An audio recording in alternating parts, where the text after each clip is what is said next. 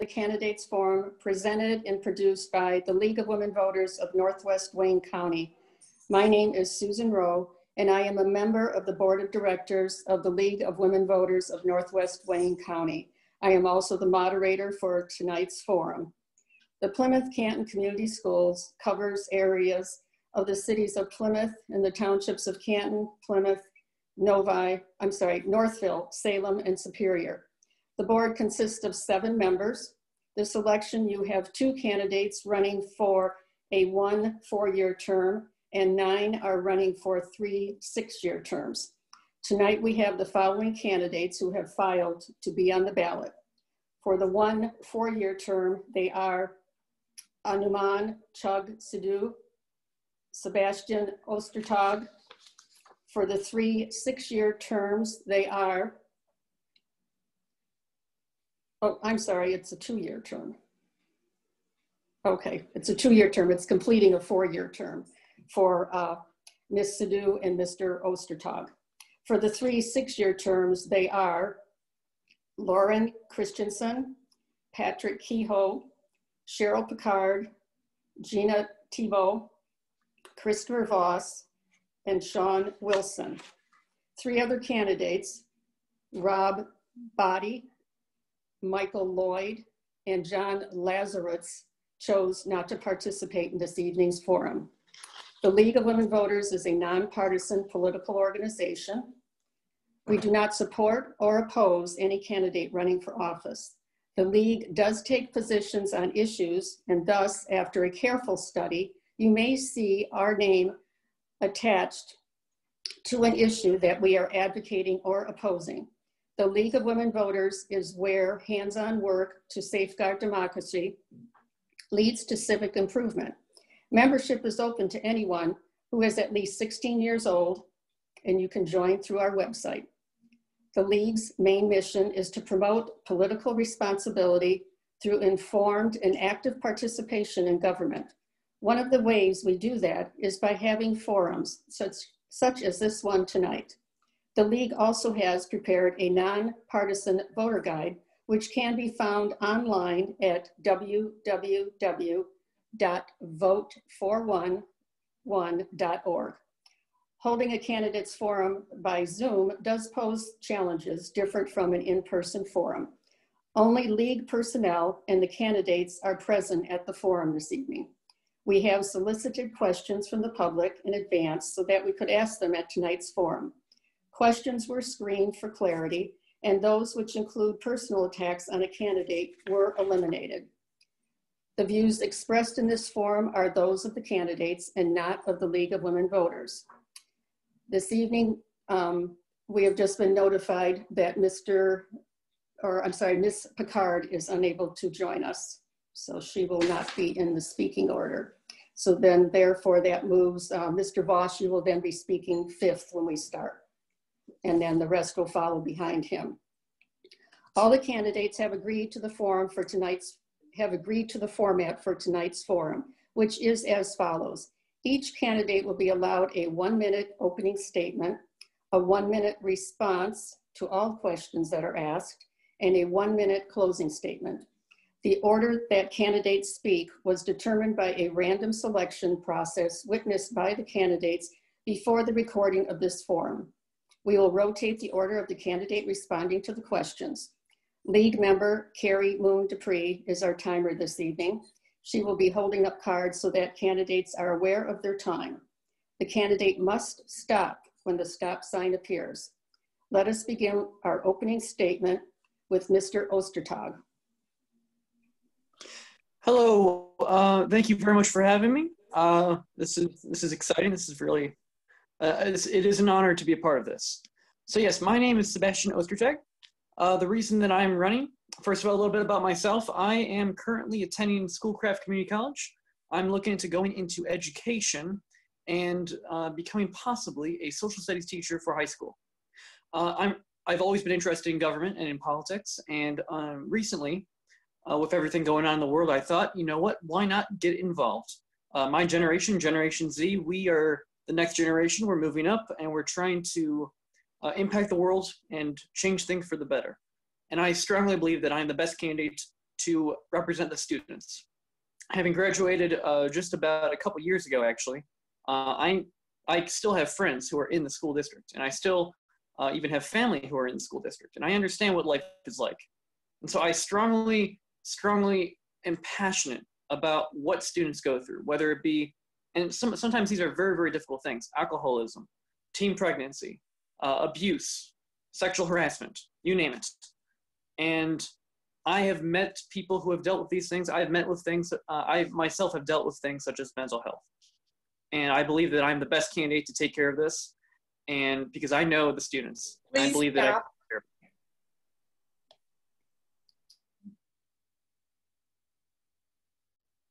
Susan, you have to unmute. Thank you.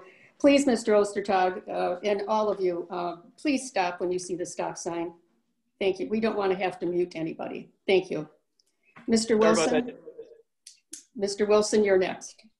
Thank you.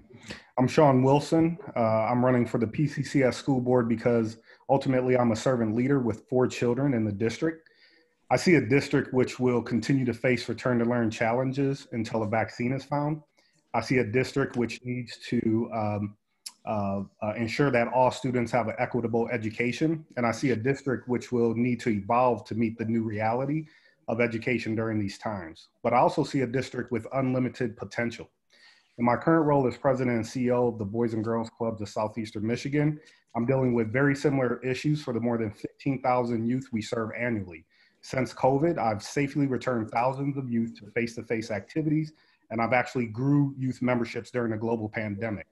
Boys and Girls Club has recognized us nationally for our innovation and virtual club offering, which was launched just 4 days after shutting our doors. I'm committed to bringing all of those learnings, both the successes and the failures, to PCCS if elected. Thank you. Ms. Novak.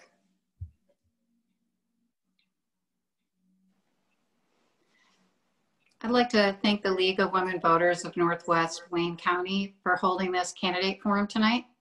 My name's Jeannie Moody Novak. My husband and I have lived in Canton for 26 years. We have 2 kids. My daughter graduated from Canton High School in 2007, and my son Jack is a current sophomore at Salem. I'm a former elected trustee of the Canton Public Library. I served in that role for 6 years and worked on the physical size expansion of the library by issuing bonds that ended up costing the taxpayers nothing. I created the endowment for the library and also worked on the fundraising for it. I have a degree from the University of Michigan, and I've been employed there for the last 14 years. I fundraise for student scholarships and work with student groups like First Generation College Students and Dreamers. I created the program at U of M for former foster care students. Prior to my current position at the University of Michigan, I worked in the trust and private banking department at PNC Bank for 12 years. I look forward to taking these skills and helping this school board. Thank you, Ms. Novak. Ms. Sidler, next, please, for your opening statement. Ms. Sidhu, I'm sorry, Sidhu. Okay, thank you. Sorry about that. I couldn't read my writing. Thank you. My name is Anupam Chugsidhu. I am running for the partial 2-year term. I'm the current vice president of the school board and have served on the school board for 4 years with various leadership positions. We've made progress in the last 4 years with passing the bond and expanding student support and programs, but there's more work to do in moving PCCS forward, especially as we're challenged with a pandemic. I believe all students deserve safe, welcoming, and inclusive environments where they feel valued and feel a sense of belonging. We need to address the opportunity gaps that exist in some of our subgroups. In addition to being a board member, I am a mother to a child that attends PCC, lived in Canton for 19 years. I've been dedicated to working with students from all backgrounds for over 25 years as a classroom teacher, education consultant, administrator, and I'm currently working at the county level to provide instructional technology services to all schools in Wayne County. In June, I was appointed by Governor Whitmer to serve on the Return to School Advisory Council to help create a safe return to school roadmap for schools. I look forward to continuing the board work to build a stronger community school. Thank you. Mr. Voss. Hello, I'm Christopher Voss.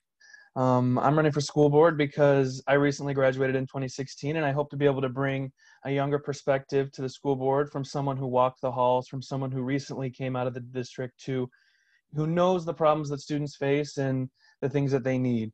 I've lived in Plymouth Canton my entire life. My grandmother, she taught at Tanger Elementary School. Carol Voss, my grandfather John Voss, is well known in the community. And I really hope to be able to bring my youthful and new ideas to the district, and to be able to bring that perspective that isn't there all the time. I was getting a degree in teaching at Michigan State, and I took 2 years off to serve a mission in Brazil. I recently got back because of COVID-19, and now I'm excited to put my hat in the ring and to help out and to give back to an amazing district that gave me so much.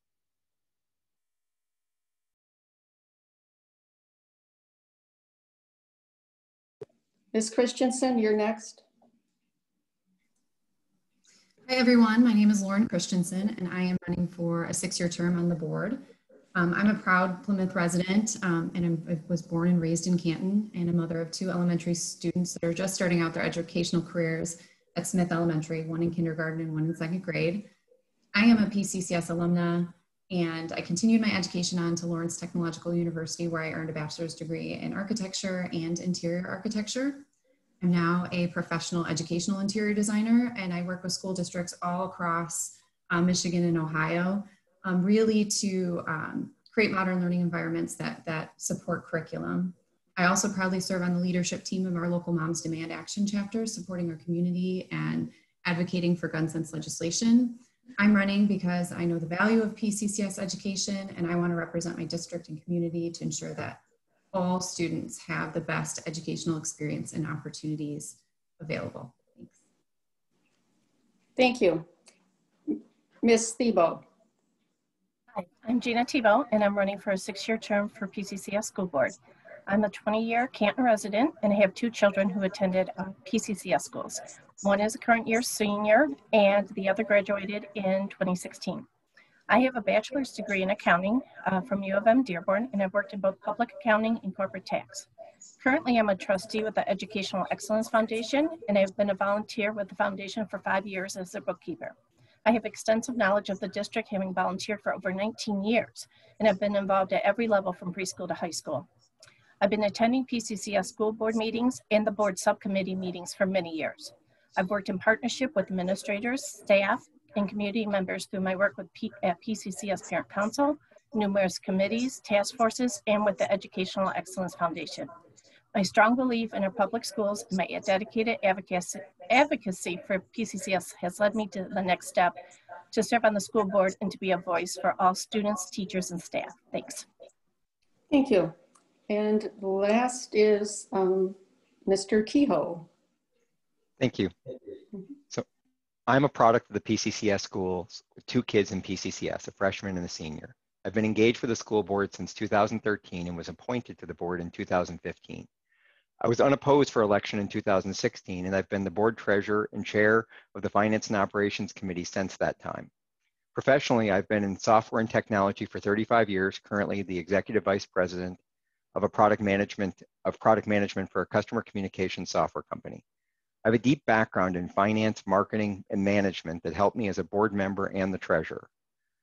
I'm running for re-election because I provide a unique voice in the school board, advocating for our kids while supporting and holding the administration accountable. A board member is a delicate balance of attention to detail and asking probing questions, while recognizing that our role is to guide the district, not directly manage the school district. I've been asking those hard questions and pushing the administration, and I ask for your vote. Okay, thank you to everyone. We will now continue on with the questions, and we will start this since Mr. Ostertag started with the introductions, the questions, we will start with Mr. Wilson, and then you'll follow after that, okay? And our first question is, what is your vision for education in this community? And Mr. Wilson. Yep, thank you. So ultimately, I think the purpose of education is to teach our students how to build communities. And in order to teach them how to build communities, we have to teach them how to create a shared vision amongst other people of different races, of different genders, of different backgrounds, and ultimately how to create a shared vision, overcome barriers to that shared vision, and how to ultimately reach success. And I think if we do that, we'll ensure that each generation actually does better than the generation before them. Thank you, Mr. Wilson. Ms. Novak, same question.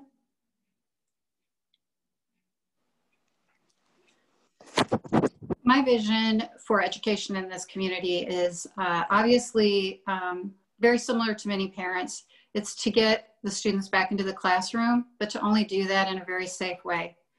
In addition to that, I think that I'd like our school board to be more proactive in making decisions that will affect these students.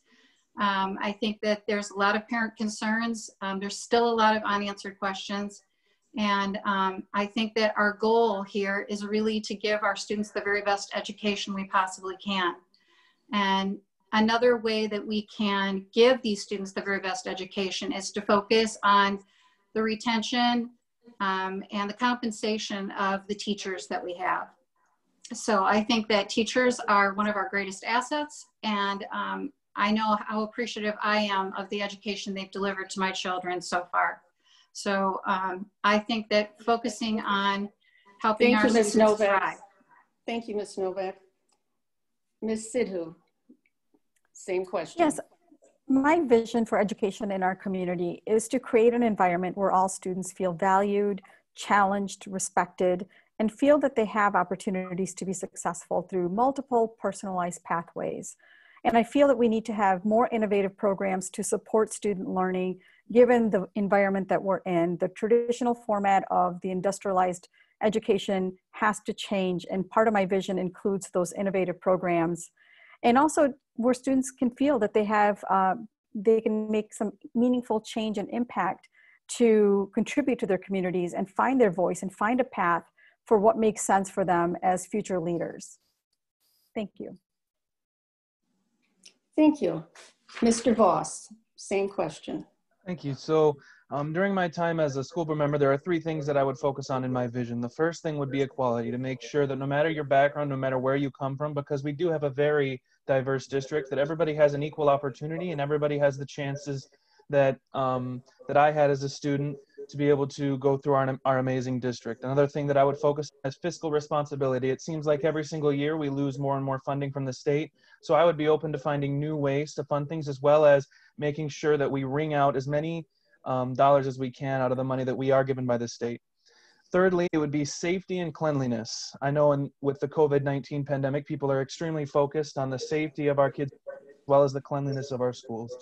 So as a school board member, I would really focus on making sure that we do take all the proper steps and do all the proper things that we can get our students back to school safely, and make sure that there's an extremely low chance of anything going wrong, and extremely low chance of an outbreaking, making sure that our kids can get back to school safely. Thank you. Thank you, Mr. Christensen. And Ms. Tebow. I think you skipped. Same question. I think you skipped me, maybe. It was Mr. Voss and then me. Okay. No, it's Mr. Voss spoke, Mr. Christensen, and then Ms. Tebow. You're next. Ms. Christensen didn't speak yet. Yeah, I haven't spoke yet. Oh, I'm sorry. That's I'm okay. terribly sorry. That's okay. Yeah, so my vision for the district is certainly, to continue our diversity, equity, and inclusion work. Education's the lifeline of our community, and every student deserves to have opportunities to succeed at PCCS. I think there's no doubt that the pandemic is going to change the way we function well into the future. So post-pandemic, I would envision a school district that has embraced technology. I mean, we certainly have been forced to at this point, but let's embrace it and use it to our benefit. That encourages and amplifies student voice. And we need to focus on teaching resiliency to, provide more opportunities to explore passions and deeper learning experiences at PCCS. Thank you. Thank you. Ms. Tebow. For me, my vision for education is to ensure that every student's receiving a safe and an equitable education, that every student is fully prepared for whatever future endeavors their future holds. Our buildings in our districts, there's not equity. you know, we have buildings that are Title I and do not have the same,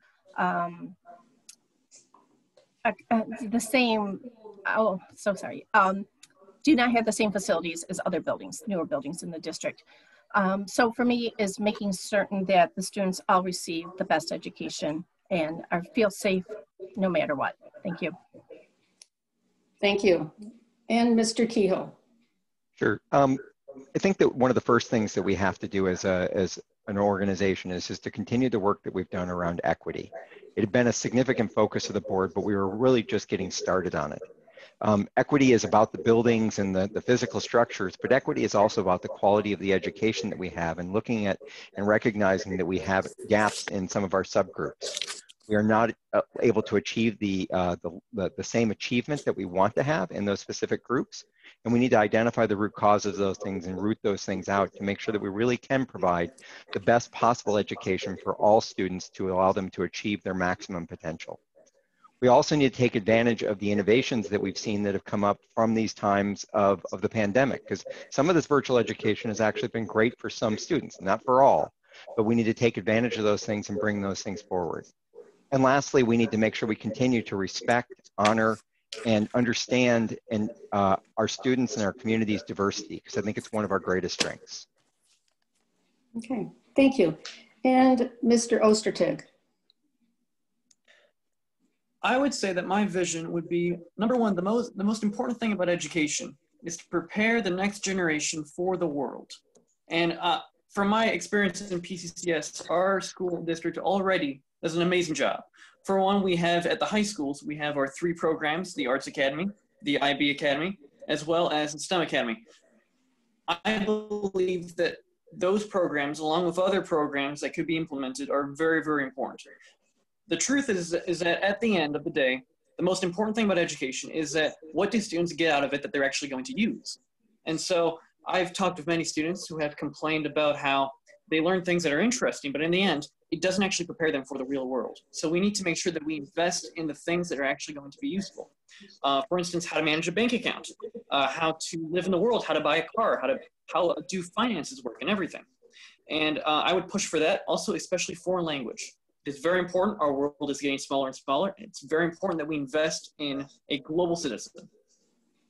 Okay, thank you. Our next question. Everyone has an opinion on when our students should be going back to in-school, face-to-face teaching, how many days, how many hours and such. You have pros and cons on all sides. The thing is, we want all of our students to have the best education and best opportunities possible. Recently in the Plymouth Canton district, your school board had sent out a survey requesting what the parents wanted to do. And I understand that survey has come back and there is going to be a special board meeting. What are your feelings as to how you should proceed moving to face-to-face? And do you feel it is up to specifically the board to do so? And we will begin the question with Ms. Novak.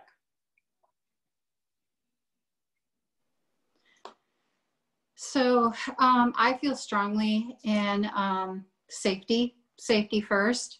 I definitely think every parent's goal in this community is to get their student back into the classroom where they learn best. I think that all of the decisions of the board and the superintendent need to be made with the safety of the teachers and our students in mind. And I think that the way that they're going about it right now is the right way with the safe start approach. I know that this is a very divisive issue in our community.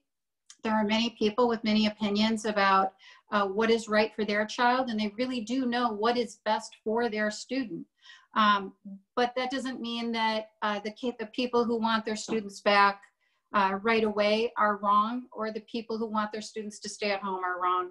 So I think that people have to make decisions that are best for them. And I support the Safe Start using science, using data, Thank you, Ms. keeping everybody safe. Thank you, Ms. Novak. Ms. Sidhu, the same question. Yeah, so this is a topic that's kept me up late at night for the past 3-4 months. We have been in the midst of this with late meetings. This is a never-ending dilemma. So as a mother, you always think about the safety and the well-being of your child. As an educator, I always think about the safety and well-being of my students and my colleagues. As a board member, I think about the safety and the well-being of my community and my students in all of the buildings. So that for me is the main concern, is the safety and well-being of our students and staff. So how do we create a structure that allows kids to go back into the school safely? And that's a complicated decision because there's so many metrics and so many nuances that need to be taken into consideration. And that's the complex work of the board.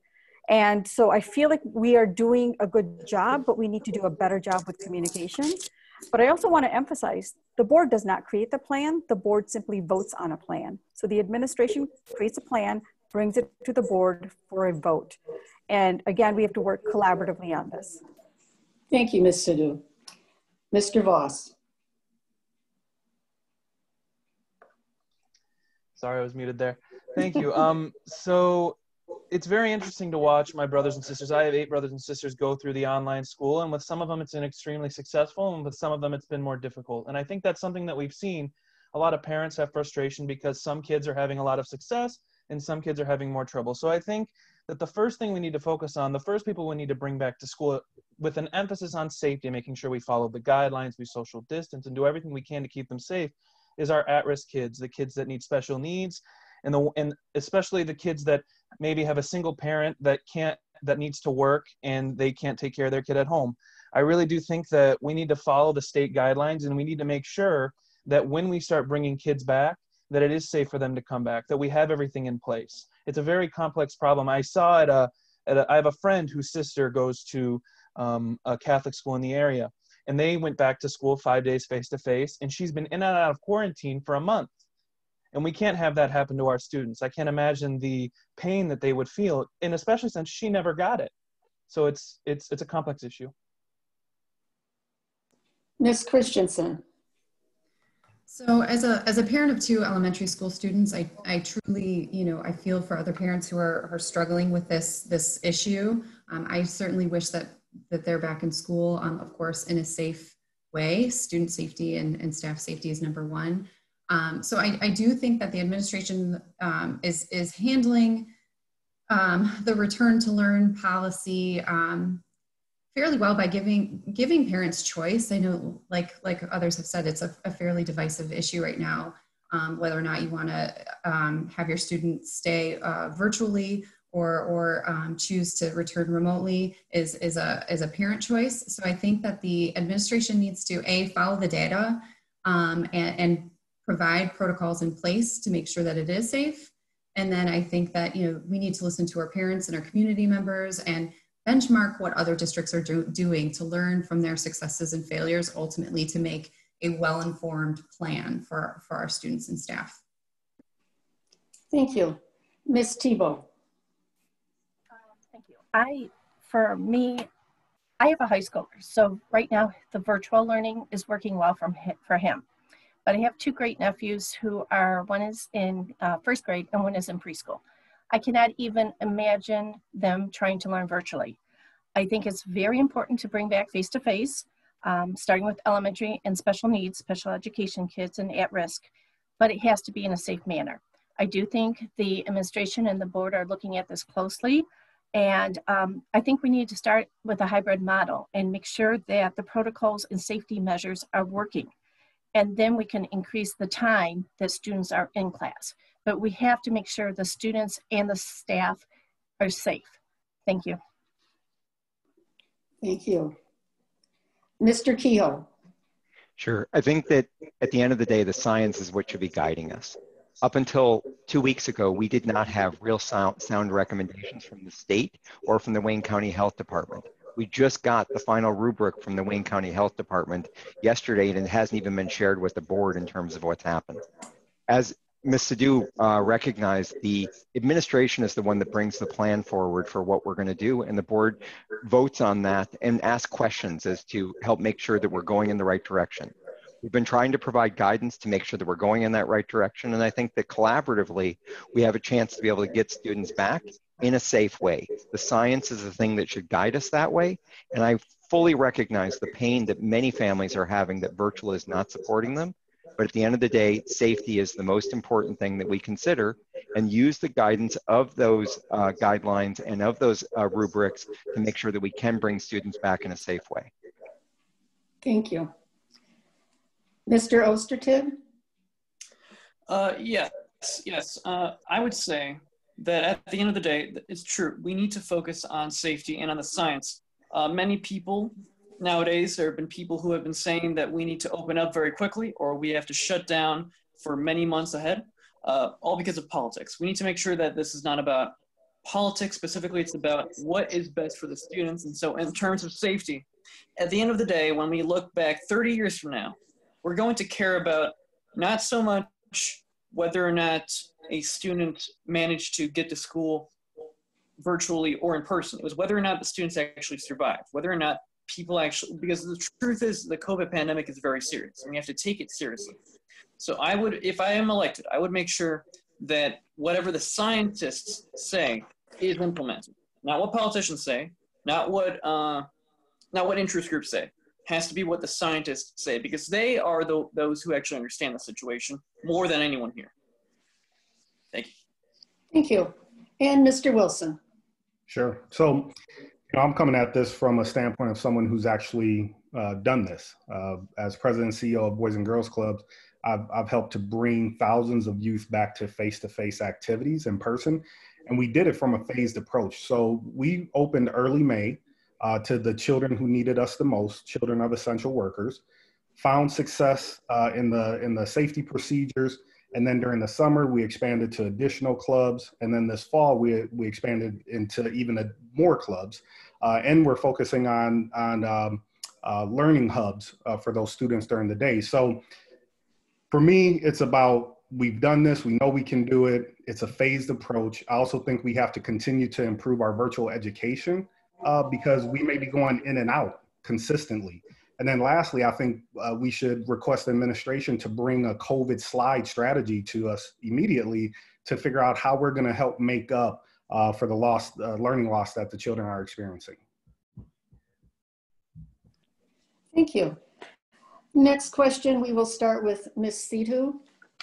And how will you support diversity and racial equality in the district? That's at the staff level and also the student level. This is the work that I've actually been dedicated and committed to for over 25 years. When I first started teaching, I noticed a school that was getting very diverse, but yet the culture was not welcoming of the diverse populations. So we started putting emphasis and intentional emphasis on making sure that we have a diversity, equity, and inclusion director or someone in charge of that. We've done that at Plymouth Canton. We know this is a really big topic for us to make sure that all students are welcomed and feel that they belong in our school district. So the ongoing work is to make sure that we engage in anti-racist curriculum, anti-bias training. We need to bring the community along in these really tough discussions. And we've actually started some of those conversations with creating a statement as a board a few months ago saying that we are advocating for social justice as a community and as a school district. There's so much work to be done in this arena. Thank you. Mr. Voss, same question. Thank you. So when I was going to PCCS, one thing that I clearly remember was taking a class where we talked about these complex issues. We talked about diversity, where we talked about different cultures, and we were able to start to get an understanding. And I really think that needs to be our focus for the students and for the teachers. There need to be more classes and more opportunities where students can learn about other cultures, can learn about our differences, and that will make us stronger. Just like the students, the teachers also, we need to make sure we have anti-bias training, that we make sure that they understand that not every student is the same. This isn't a thing where someone comes in and, we're all making them the same. No, we're all different, and we need to embrace that, and that will truly make us stronger. I also think that one thing that I will really fight is any acts of blatant racism or things that are just truly unacceptable need to end. When I was at the school district, I had friends who faced acts of racism, and I was appalled, and as a school board member, I would fight against that. Thank you. Ms. Christensen, same question. Yeah, I believe we need ongoing professional development for our teachers and staff to include diversity, equity, and inclusion training. And that's not just, a one-time thing. Let's check the box. I think this is an ongoing kind of growth opportunity for our professionals. I also believe that support services need to be in place to shrink the achievement gaps, which greatly affect our minority populations at PCCS. And I also think that our curriculum should be more inclusive as well and reflect the diversity of our students. And then, I think we need to continue the diversity, equity, inclusion work by hiring more diverse staff to be mirrored, so that our students can actually see themselves in the professional realm. And I think we need to continue our restorative justice practices and, address misconduct that focuses on healing rather than punishment, and accountability over exclusion. So I think collectively, these initiatives can create a safe and inclusive environment for our students. Thank you, Ms. Christensen. Ms. Tebow. I think it's important, besides some of the other topics that we I can't hear you. Can you turn your mic up? I can't hear you, and I haven't started the timer yet. Okay. Can you hear me now? No, you're real soft. Okay. There you go. Okay, sorry about that. No problem. I think another important thing is to have more forums and discussions with community members and parents, to have workshops, to also educate the community. The courageous conversations that are being had is great. We definitely need to have more representation in curriculum. And we need to have more diverse staff so students can see themselves in the staff and teachers. We could also have community group members hold workshops and work with the district to share information about cultures. We need more training from the teachers, administration, and the board. It's a really important topic, and we need to lead by example from the top down. Thank you. Thank you. Mr. Kehoe. So I think we start with this from the top, our board. And when I looked at the process that we're doing here, we tried to create a slate that is reflective of our community and providing board members that would be reflective of that process. But ultimately, it is throughout the entire district. All of the staff, all of the employees, all of the teachers, students need to see themselves in that process. They need to see and mirror their cultures, their race, all of those things, so that they see those leaders throughout the district. There's been a focus on that, but there needs to be a stronger focus, and we need to do more. It's hard work to make sure that we recruit those people and make sure that we bring them into the district to support those activities. We need to pass an anti-racism policy as a board to make sure that that is a focus and that it is clear that racism is not acceptable in anything that we do. And lastly, we need to incorporate and include anti-racism and diversity in all of our curriculum at all levels throughout the entire process, starting at the earliest ages so that that information flows through the education continuum. Thank you, Mr. Kehoe. Mr. Ostertag. I would say, first of all, that from my perspective, from the perspective of a former student, as well as the perspective, my worldview, I'm a Christian. I believe that all people are created in the image of God and are important and are equal. And that is something that I hold very, very dear. The fact of the matter is, and I've seen this myself at the park, I see many students stepping up and trying to make sure that we make the world a better place. When I was there, they had what was called the Spread the Word to End the Word campaign, which was an attempt to try to eradicate the use of the R word. And I was very, very strong for that. That is very important. We need to make sure that we teach students about how every person, regardless of any difference, is still in the end equal to everyone else in their worth and in how much and in their potential. I do believe that students in general should be listened to. We need to actually talk to the students who are going through this, and then because of what they go through, we can talk.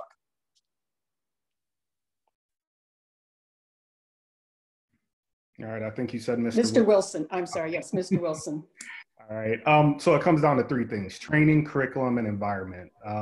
Training at all levels, board, staff, students, anti-racism, anti-bias training. Curriculum, definitely agree with that. You know, we have to be careful. Unfortunately, social media is doing a better job of educating the public on systemic racism than schools are right now. So we have to not only have courageous conversations, but also courageous curriculum. And then the environment, you know, if we talk about creating a safe environment for the kids, it can't just be physical safety, also social and emotional safety, because racist acts cause trauma. Two of my daughters actually experienced it, and it was traumatic for them. It wasn't uncomfortable for them, it was traumatic. And so we have to treat racism as what it is. And then finally, I would say any parent would say, I want my child to be taught how to become a global citizen. Well, that starts right here, teaching empathy, how to have respect for others' races and cultures. It starts here. Thank you, Mr. Wilson. And Ms. Novak. I believe that we should mandate comprehensive diversity, equity, inclusion training that includes implicit bias training. I think that it's not only valuable for teachers and support staff and administration to go through this, but I actually think students would benefit greatly from this as well. I think another way to approach this is the diversification of the staff. So in our hiring practices, we need to have teachers and support staff that look like our community. I think implementing restorative justice is very important, but not just so that we can check that box and say that fewer suspensions are happening and we've addressed this, but to really dig deep into that. And finally, I think thinking about standardized tests. Standardized tests are inherently inequitable. And I think we need to look at that a little bit more because too many kids are Thank you, Ms. rated Novak. on their scores. Thank you. Mr. Voss, the next question, we will begin with you. Do you think the district's teachers have the training and equipment needed for virtual teaching? What about the students? Thank you. So I think that one of the great success stories out of this going virtual is how the teachers have responded. I've been amazed to watch my siblings and the communication and the relationship that they've been able to build with their teachers. There have been a lot of hiccups. There have been times where the internet goes down, but I feel like the district is doing everything in their power to make sure that every student has the things that they need. And I think that we can definitely learn from this. And in the future, if we ever have another situation like this where we do, and we definitely will, we can use what we've learned in this time to be able to be more effective. I really have been impressed by how well our teachers have responded. And I hope that we can use what we've learned to make sure that in the future, it'll go even more smoothly, or the people that have had the trouble won't have those problems. Thank you. Ms. Christensen.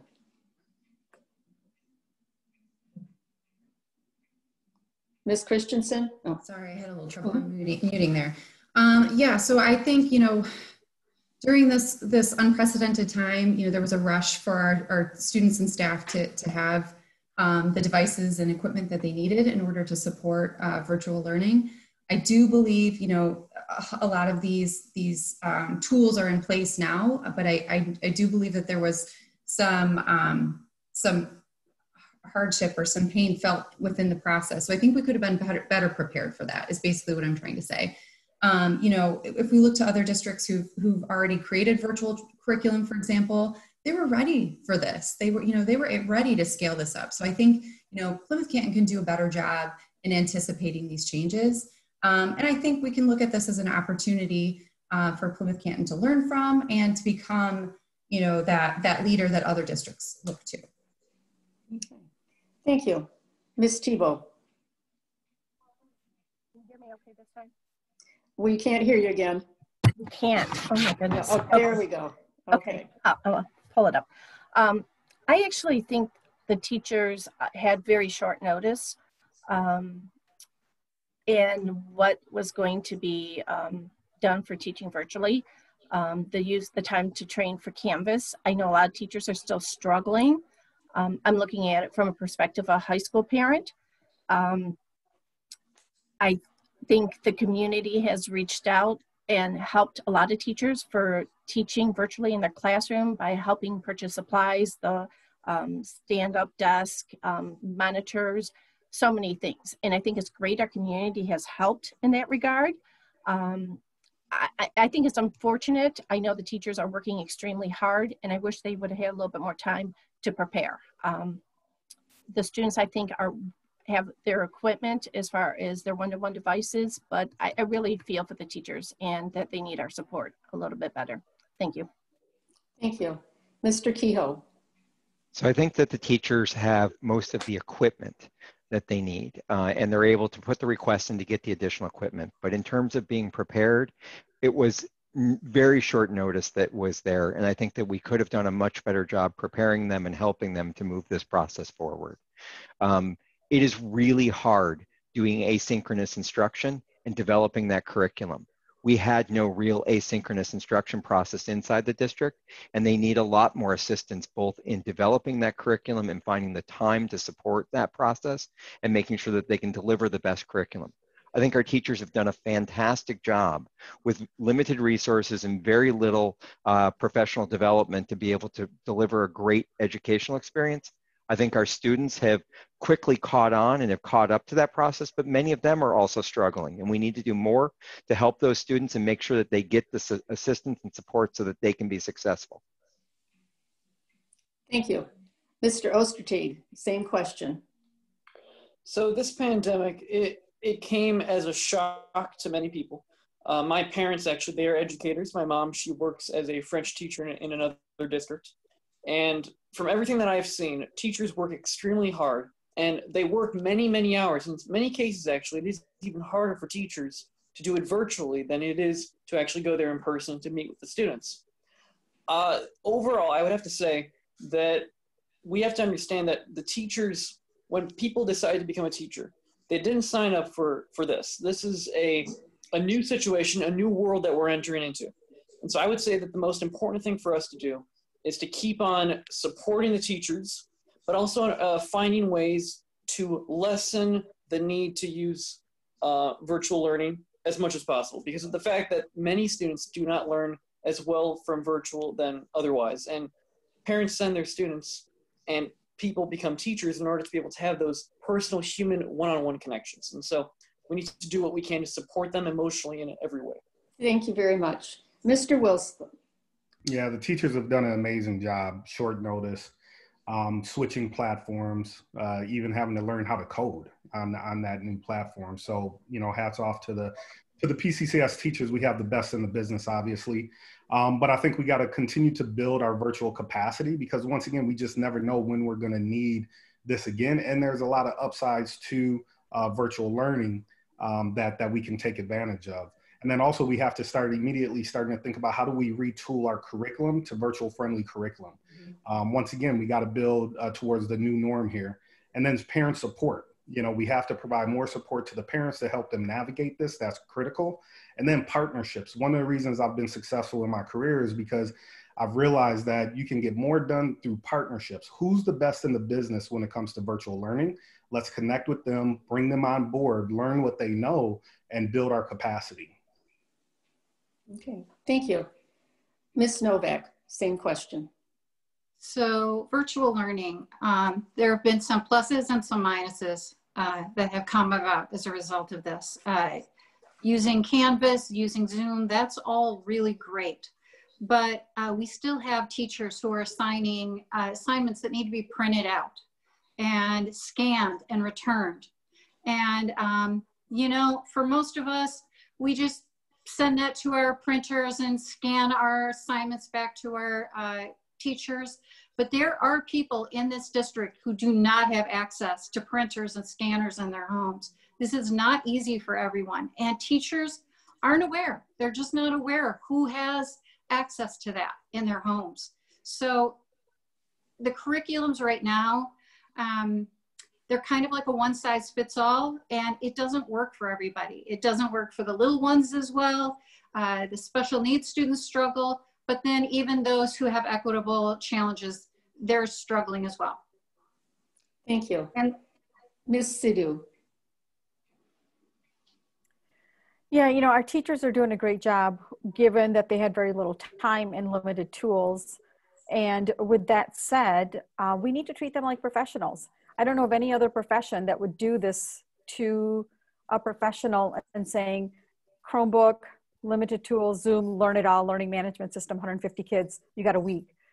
This is so stressful for the teachers, for the parents, for the students. And I think we just need to be a little bit more empathetic to the teachers. I've been in this situation. This is the work that I've done at the county level for 20 years. It takes a long time to get really good at digital teaching and digital learning. And not every kid is going to learn in that format. So we need to spend time in helping teachers understand what's the best way, what are the best strategies? And then we need to help students understand what are the best ways to learn and the strategies. I think this is really nuanced, but I give kudos to our teachers for putting all of their effort into this, but we need to be empathetic to them and not say this is their fault. Thank you. Next question, we begin with Ms. Christensen. And the question for all of you will be, there have been reports of teachers feeling devalued, being asked to do things that are not in their contracts. And what do you see as your role in coming to some resolution in support of the teachers? Ms. Christensen. Yes. Okay. So, you know, I certainly think our role as both the administration and as the board is to listen to these concerns that are brought up by our teachers. You know, part of you know, board work is approving teacher contracts with negotiating with the unions, and you know, if they're feeling undervalued and having some issue with, you know, what's going on, that's certainly something that we need to listen to and take very seriously, because I believe that we need to be you know, working to make sure that our employees, our teachers are happy, because you know, happy teachers create, you know, happy students, if you will. So we need to attract and retain the best of the best, and we need to be listening to them. Thank you. Ms. Tebow. Excuse me, I just want to reiterate, if someone needs to have the question repeated, feel free to ask. Ms. Tebow. I think one of the biggest things would be for board members to reach out and talk to teachers. I know through my 19 years of volunteering, I have spoken to so many teachers, even during this process of campaigning. And it's, to me, is the only way, if you're not a teacher, to know what's going on in the schools, to know what's going on in their classroom, from cleanliness to changes in curriculum, if they weren't involved in the process, and how it affects them. I truly believe the board members and the Board of Ed needs to reach out and talk to teachers more and to listen to them. And that's what I've done for 19 years for all the staff and the teachers. Thank you. Thank you. Mr. Kehoe. So ultimately, the relationship with the teachers and the administration is one that they manage and they control. You know, the board doesn't manage the teachers as part of the process, but we do have a big influence on this. As others have said, listening to the teachers, having those conversations, having those many discussions that I've personally had with them since this pandemic and before, you know, almost 100 conversations with teachers directly, as well as the hundreds of emails that we've received from teachers, are critical to help provide us the input and the feedback to help us provide guidance and input to the administration on how to address those things. At the end of the day, ultimately the board, the community, the administration has to show the teachers that we respect and that we support them in the work, because they're the interface that drives the best possible outcomes with our students, and the work that we have to do is to support them in that process.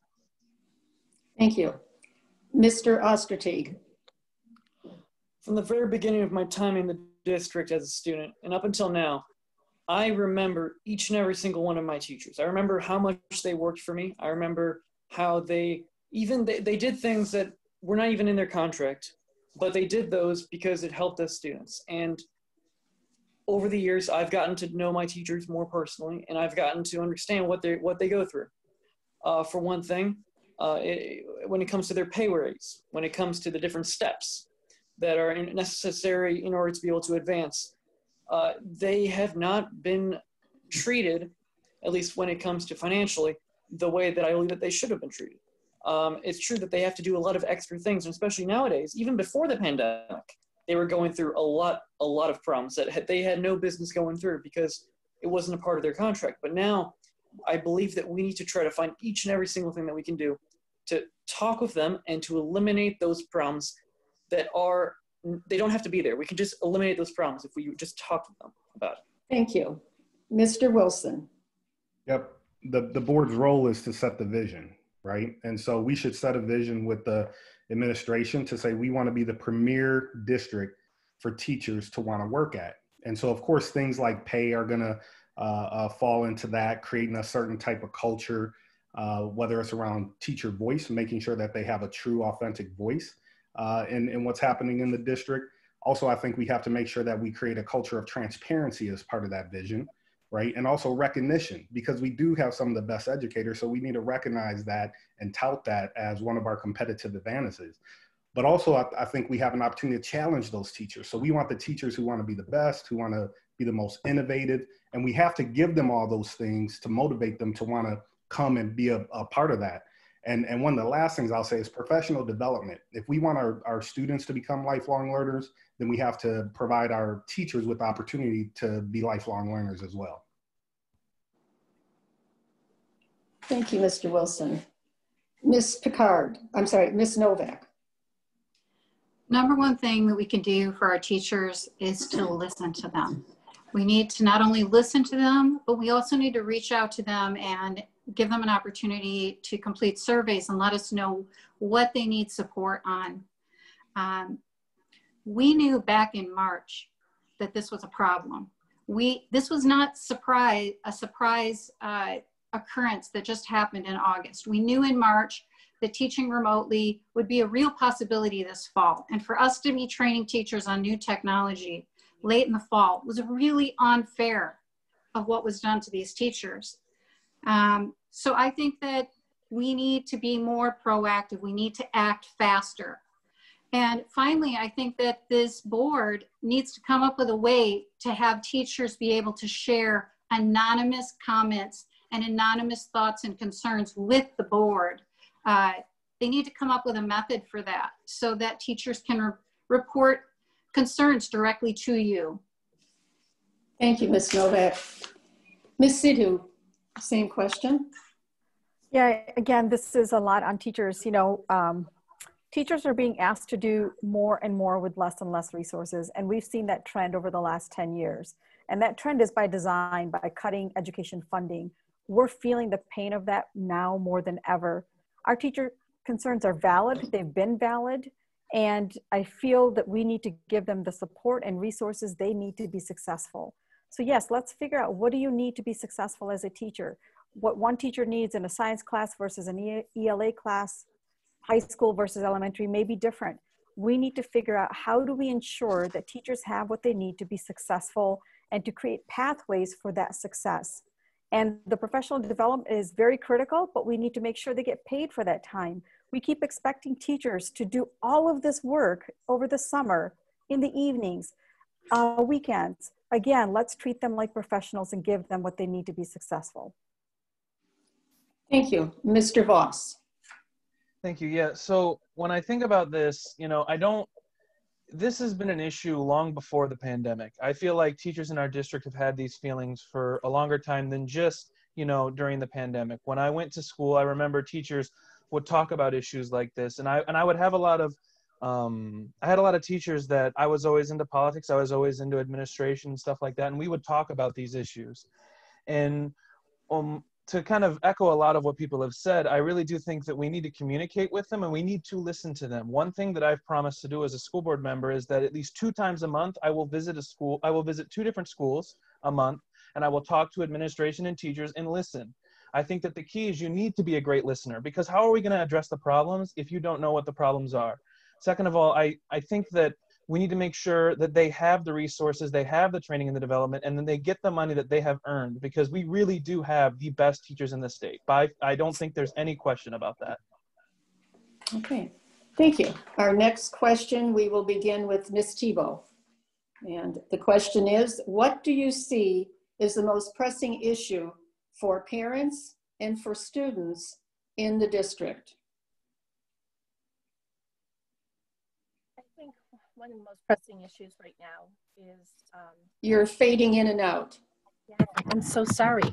No, it's that's a new okay. Computer. It's a new computer. I think one of the most pressing issues is communication. I think between parents knowing what's going on, especially during the time of COVID and virtual learning, and even students trying to keep track of what's going on in teachers' learning canvas and working with it, and the constant change in assignments and assignment dates, it adds a lot of stress right now. Another pressing concern is the cleanliness of the buildings. I don't understand how parents and even teachers can feel safe if our buildings are not up to par. And we've had an issue with cleaning for years and years and years. And to sanitize now when the buildings aren't clean, I think is a big concern still. Thank you. Thank you. Mr. Kehoe, same question.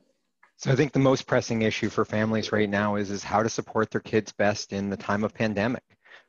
Whether those be virtual learners that are enrolled in our virtual academy or those that want to move from Safe Start to virtual academy, making sure that we can provide those supports and help them to make sure that they're successful in that process in their chosen virtual environment. But it's also for those parents that desperately want to get their kids back into in-person education and finding a way to do that in a safe process, making it so that we can get those kids back to school and manage and support that process for parents. It's very difficult to do this, and we're looking at very complex situation of how can we provide the necessary social distancing in order to bring students back without creating an undue burden on the parents as part of that process. And I'm hoping that with the guidance that we get from the county and from the health department and from the state, we can find a way to get back to a safe environment with as many students, perhaps full face-to-face, as soon as possible, but only when it's safe. Okay, thank you. Mr. Ostertag. Okay, so first of all, when it comes to parents, one of the first things in my platform is very specific parental rights. We need to look at what the parents need. We need to listen to what the parents say. And the truth is that at the end of the day, parents are the most important educators of the students. They are the most important educators of the students. And so we need to respect what they say. We need to respect their wishes, and we need to listen to them. When it comes to students, especially with this pandemic, we need to look at what they're going through, and we need to be there for them through everything. I've had students who've gone through alcoholism, friends who've gone through problems with alcohol. I actually personally have known people who have died because of depression, because of suicide, and these are terrible things that students are going through on a daily basis. And I think that we need to be there, not just as the education center, but also as partner with the home, so that we can be there as the kind of like their second home, because many students do not have that. And it's very important, I think. Thank you, Mr. Ostertag. Mr. Wilson, same question. Yeah, I think the biggest challenge is lack of a shared vision, right? Ultimately we're in brand new times, with COVID, with, the racial awakening that's happening in our country. We're in brand new times. So we need to reestablish a shared vision on issues like equity, on mental health, on the return to learn. We have to establish a shared vision on that. And then we have to make sure that we have the resources to meet that strategy that comes out of that shared vision. And that shared vision has to come from the students, the parents, the educators, the board. Everyone has to have a true, authentic voice in creating that strategy or that shared vision. Then it's our job to make sure we have the resources to meet that strategy, to set metrics that we can hold each other accountable for against that shared vision. And then ultimately, how do we tell the story of our success so that we can continue to attract students to our district and grow it and grow the education system in Canton, Plymouth. Thank you, Mr. Wilson. Ms. Novak. So how to help our children receive a world-class education in the time of pandemic? That encompasses so many different things. It means that we have to listen to the parents and their concerns. It means we have to respond and answer their questions and concerns. We have an unusual time where there's a very high level of parental involvement right now, and an invested group of parents who want to hear everything this board has to say. These meetings need to be held at reasonable times that regular families can tune in and listen to the answers. I think that mental health is a great concern of so many families right now. They're expressing the mental health issues of their children, and maybe in the afternoons, some of that afternoon time that's asynchronous can be dedicated to social emotional gatherings for these students. But I think that learning all of this in the time of pandemic is what it's all about, is we're learning as we go. Thank you, Ms. Novak. Ms. Sidhu.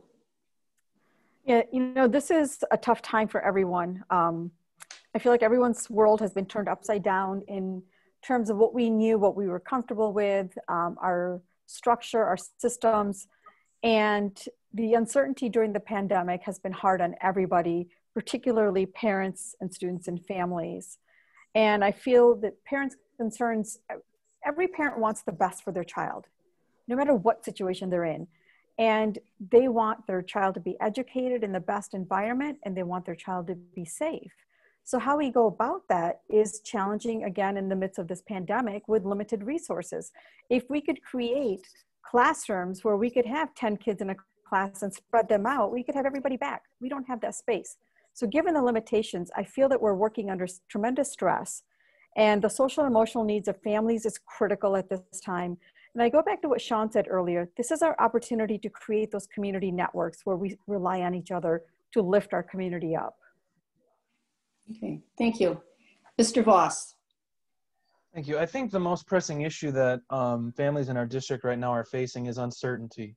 You know, 7 or 8 months ago, we all had our plans. We were all doing our thing. I was in Brazil 7 months ago serving a mission. COVID hit and the whole world turned upside down.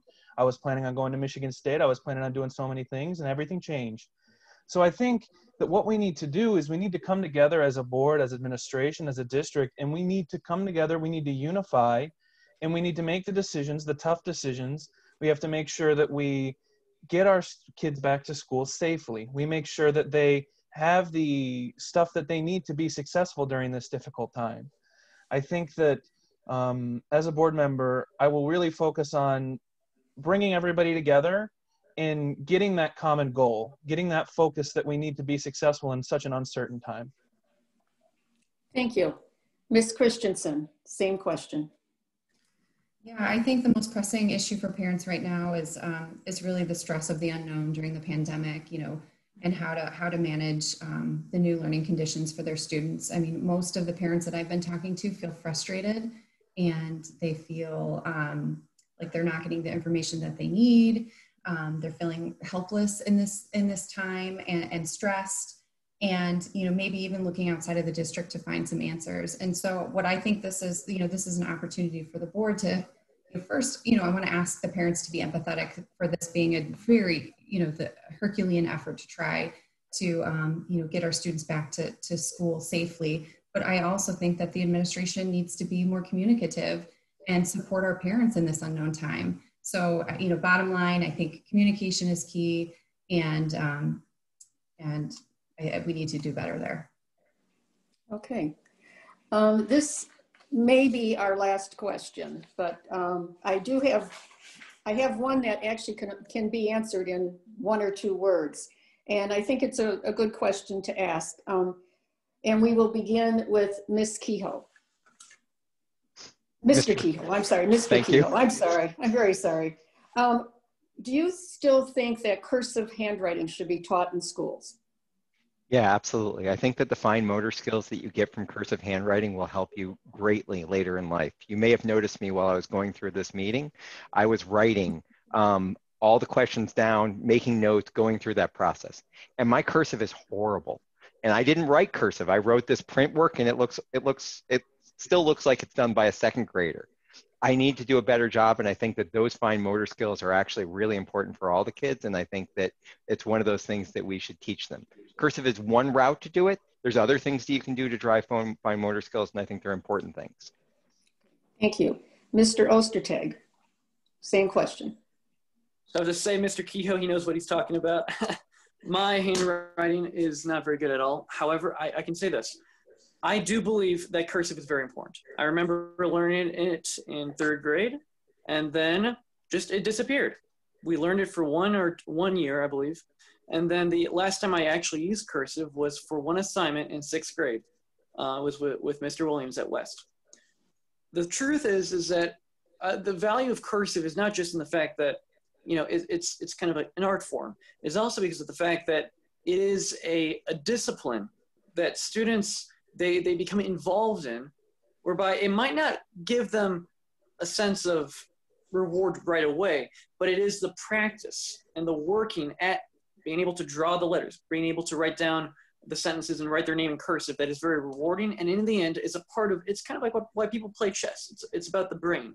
It's about improving the sensibilities of the students. And I think it is very important that we continue cursive and we bring it back. We need to bring it back. Thank you. Mr. Wilson. I say absolutely. You know, how else are they going to drive their staff crazy when they scribble on the whiteboard? So I definitely think they should bring it back. But all jokes aside, I agree with Patrick. I think it does bring a different skill set, motor skills to the students. And so, yeah, I'm definitely for it and think it should be brought back. I was shocked when I found out that my kids weren't learning it. And I think we should bring it back in the schools. Thank you. Ms. Novak. I completely believe in the value of cursive writing. I think that it lends itself to creative thought and helps people become better writers. Learning cursive can slow people down a little bit and learning all the curves and all the characters, but it helps them become more creative. Ms. Sidhu. Yeah, I think writing is really, really important as we get into the digital age with everybody wanting to type and having devices in front of them. And cursive writing is a part of that. And there's so much research that is out there that shows how the brain lights up when you write, particularly cursive writing, as opposed to typing. The processes that happen in the brain that pulls pieces together in terms of learning. It's just incredible when you look at the brain research about writing and cursive writing compared to typing. So absolutely, we need to figure out how to engage our students in more of that. And I think do it early on. Do it in kindergarten, 1st grade. Let's not wait till 3rd grade because by that time they should be learning typing. So yes, it's critical, it's important, there's research behind it, and I think great work can come out of it. Thank you. Mr. Voss. Thank you. Yeah, Sebastian, I did the same assignment in 6th grade with Mr. Williams at West Middle School. That was the last time I used cursive that I can remember. I would say that it's important because I might not write much with cursive, but when I take notes, I use a lot of the techniques that I learned with cursive in note-taking. So to kind of expand upon that, when we teach cursive, we can teach, you know, techniques for taking notes. We can teach so many different things using cursive techniques because like people have said with, you know, the digital age, everybody's typing with their thumbs, typing with their hands. They don't know how to take notes. When I got to college, you know, luckily I had some teachers that had taught me to learn how to take notes, but I had peers that didn't know how to take notes. They would just, you know, slowly write stuff down. And, you know, when you're taking notes, your teacher, your professor doesn't need to understand it. What matters is that you understand it. So if we teach our students how to do that, then it will really help them. So cursive and note-taking is a good thing. Thank you. Ms. Christensen. So I had to chuckle a little bit when I heard this question because it's very applicable to what's happening in my household right now. So I have a kindergartner and a 2nd grader, and my daughter just asked me if I could write her name, and she calls it cursive. Can you write my name in cursive so I can copy? So she's in kindergarten. And so I think it's really great, you know, a great skill to have. I think, you know, it's like, you know, echoing a lot what a lot of people have already said, you know, it's a fine motor skill. It's, you know, it's a useful tool. I think when we look back at, you know, letters from our grandparents or history books with handwritten letters, that sort of thing, it helps to be able to recognize, you know, the words through cursive writing. And you know, it's therapeutic to do the analog writing versus digital too. So I think, yes, let's bring it back. 2 thumbs up. Thank you. Ms. Tebow. I agree. It definitely should be taught. I think it re-emphasizes when you're taking notes, it just helps you even understand what you're learning. And to me, the biggest thing is you need to be able to write in cursive to sign your name to any document. And to see nowadays my children trying to sign a document, it's amazing. It is such an important skill. So they definitely need to bring it back. Thanks. Thank you. Okay. Carrie, I'm going to do another question. I know it'll take us a little bit past 8:30, but I think it's important. Okay. Okay. All right. With, as you know, the advent of social media, it's become a really hot item, a hot topic, and it has caused some school districts in the area much angst and such. So what are your feelings as far as using social media as your platform to get information out to the district if you are elected to the board? Should you have your personal, or should you be using a school district social media platform? And we start with, let's see, Mr. Ostertag. Ooh, okay. This is a good question. Well, I can tell you this. As a 20-year-old, I have social media. Whether that is a good thing or a bad thing is yet to be determined, but I can tell you this. It's that's a good question. Should social media be... okay, here's what I would have to say. The most important thing, though, is that we keep our personal and our professional lives separate. So I would have to say that probably the best thing that could happen would be for the district to, each individual school board member to use their own email, to use their own sense of communication. And generally, I would say that we shouldn't really use social media as much to reach people, because at the same time, social media, there's a lot of misinformation on social media. We've heard about this in the news and everything with Facebook and everything. I think it's important that we use it only in certain cases. Thank you. Mr. Wilson, same question. Can you repeat the question? I want to make sure I fully understand what you're asking. Sure. Social media is a big thing these days, and it has gotten some school districts in issues over their personal emails and school board emails. So do you feel that you should be using your own personal email to communicate with district members, or should you have a platform and a set way to respond to the district with using a district platform? So if I understand correctly, ultimately, I think both.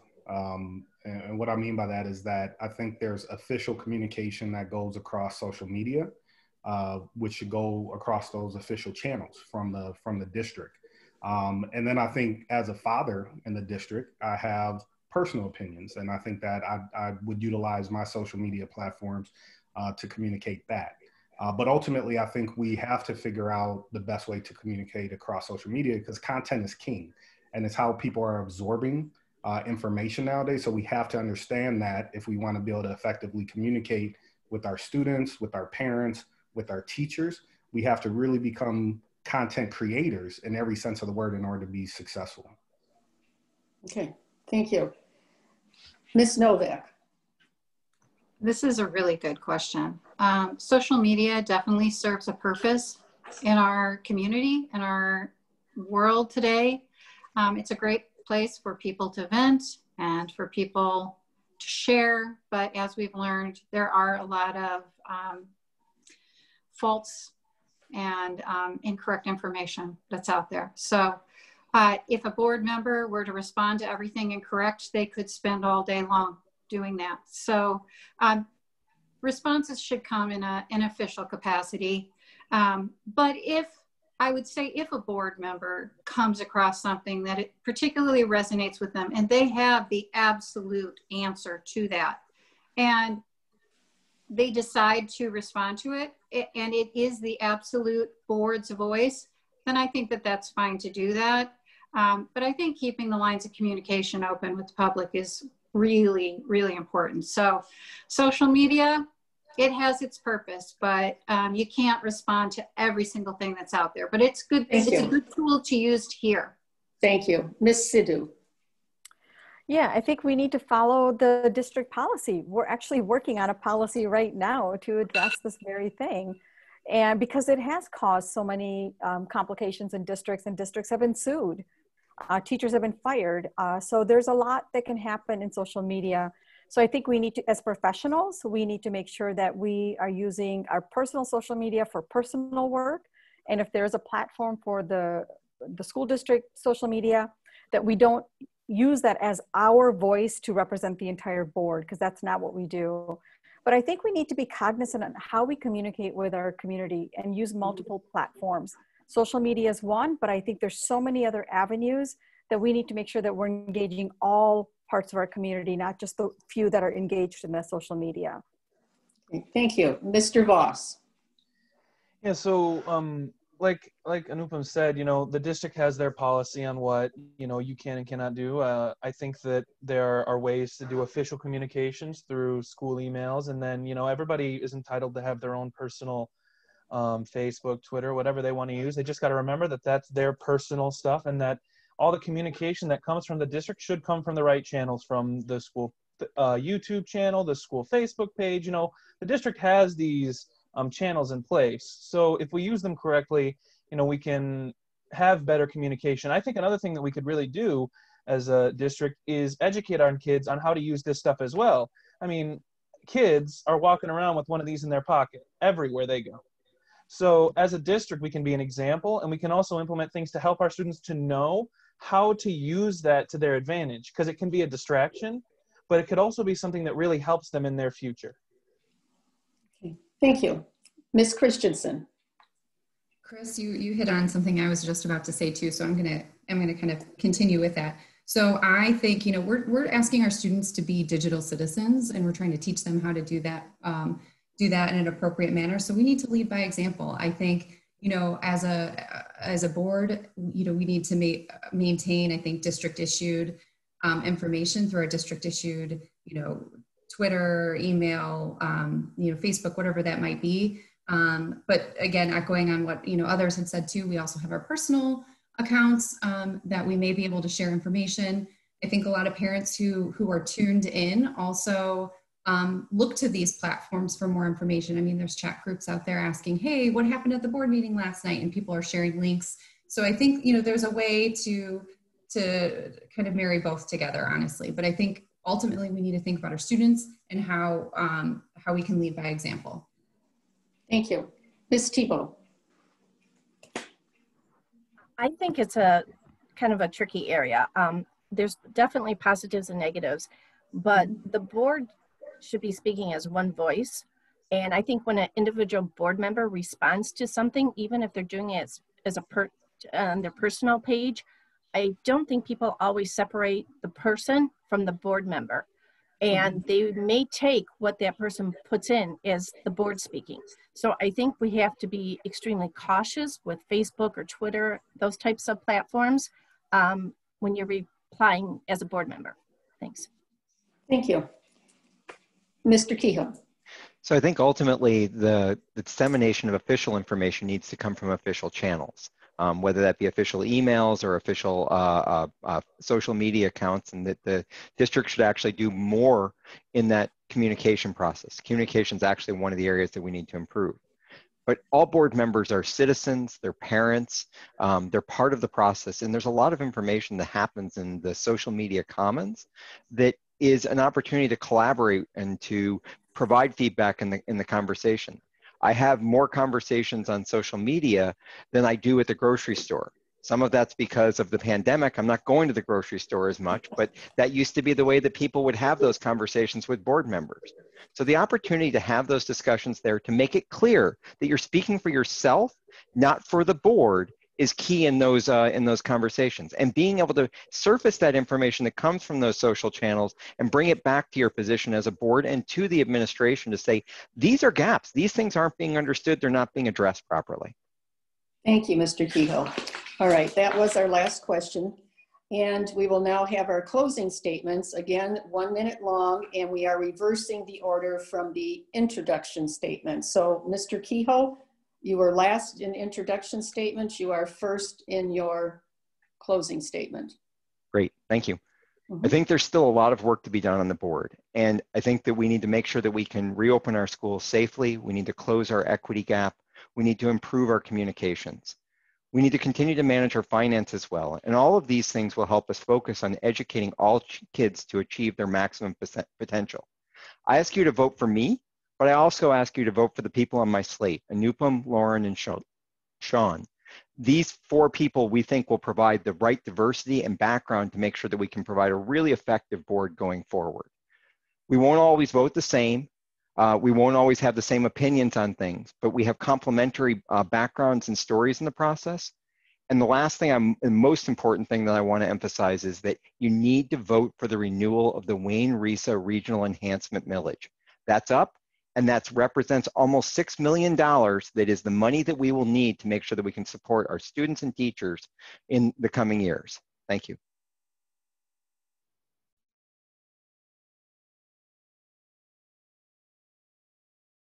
Susan, I'm sorry, Ms. Tebow. Ms. Tebow. First of all, thank you for inviting me this evening.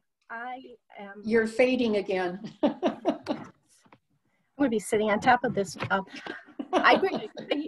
you hear me now? Yes. Okay, sorry about that. I bring a unique perspective as a school board member. I'm an accountant, a parent, a district volunteer. I've been a substitute parapro, and I'm a trustee with the Educational Excellence Foundation. I've worked with students, classroom teachers, cafeteria staff, administration, support staff, and community members. I have 2 children that have went through the district and have experienced every level in the district. If I'm elected, I want to ensure that we are using district resources in the best possible way. I want to make sure that every student is receiving an equitable education and is fully prepared for whatever future endeavors they wish to pursue.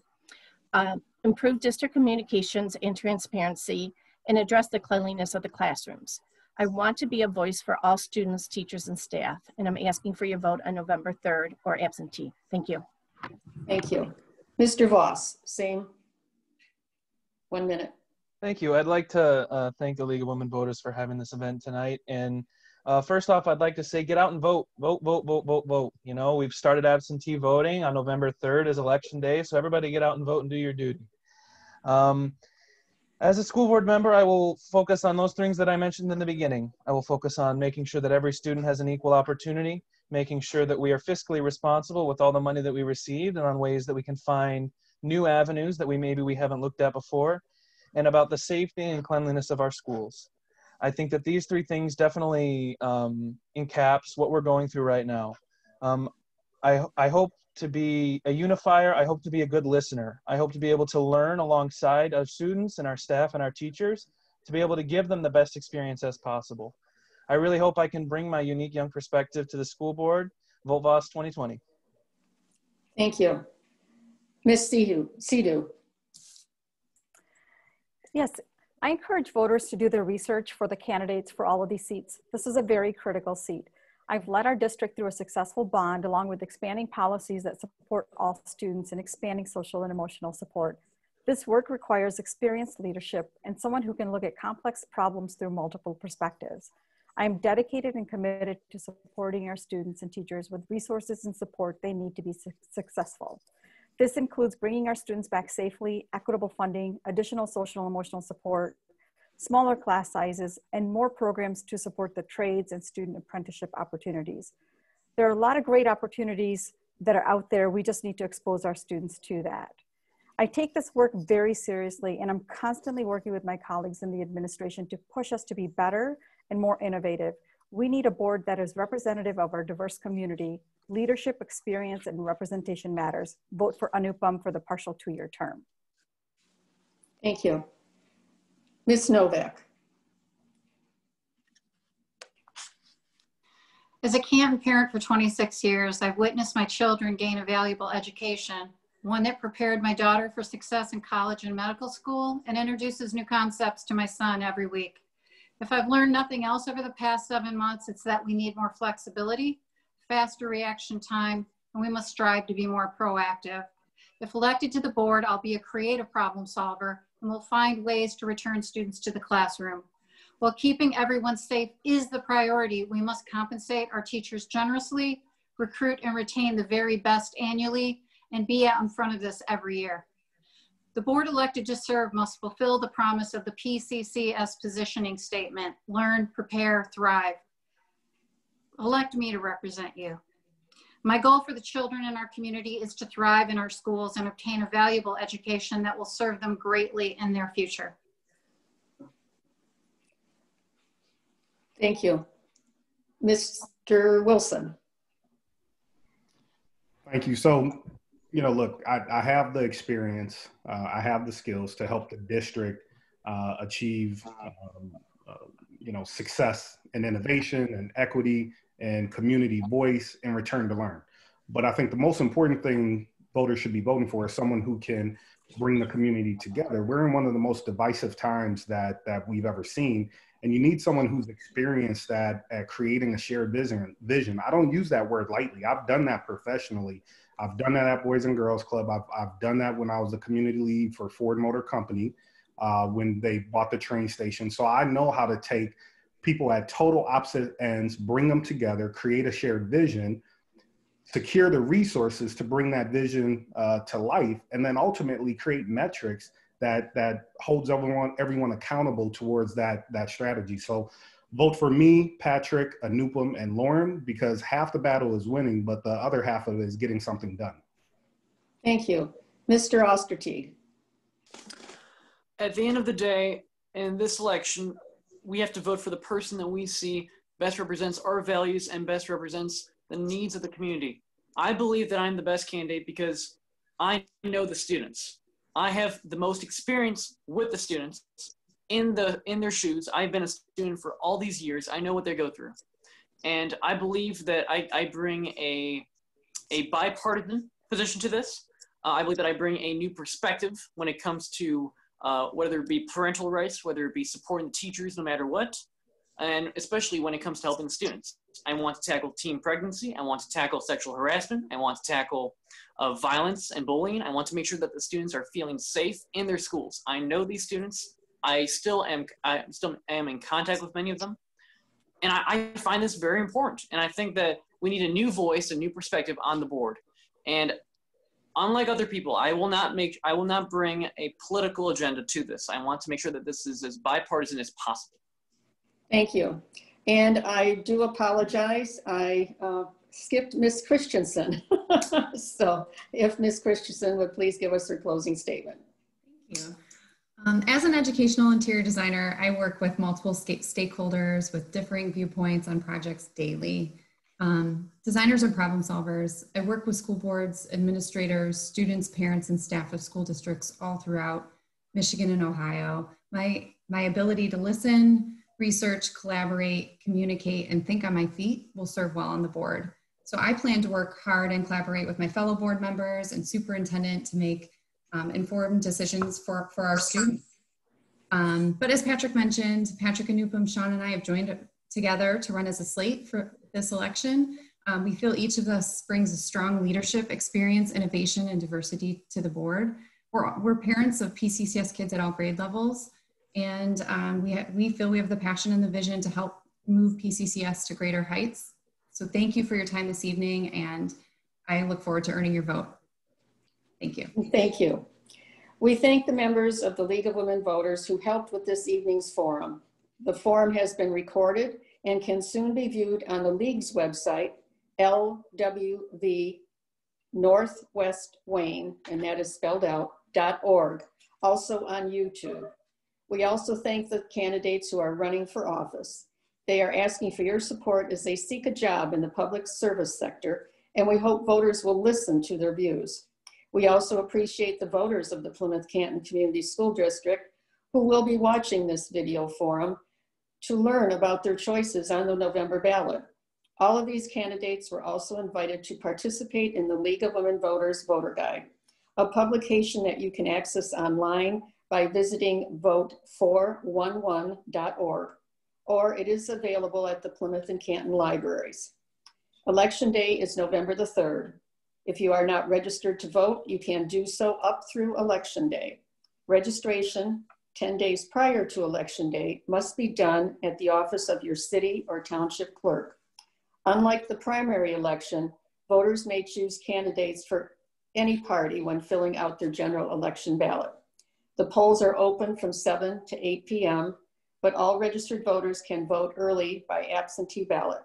Remember that you first must fill out and return an absentee ballot application to your city or township clerk before a ballot can be mailed to you. If you need an absentee ballot application, please contact your city or township clerk. This concludes our forum for this evening. Thank you to the candidates for participating. Remember, democracy is not a spectator sport. Please do your part and be an informed voter, and please vote either by absentee ballot or in person on November the 3rd. Good evening and good luck to all of you. Thank you.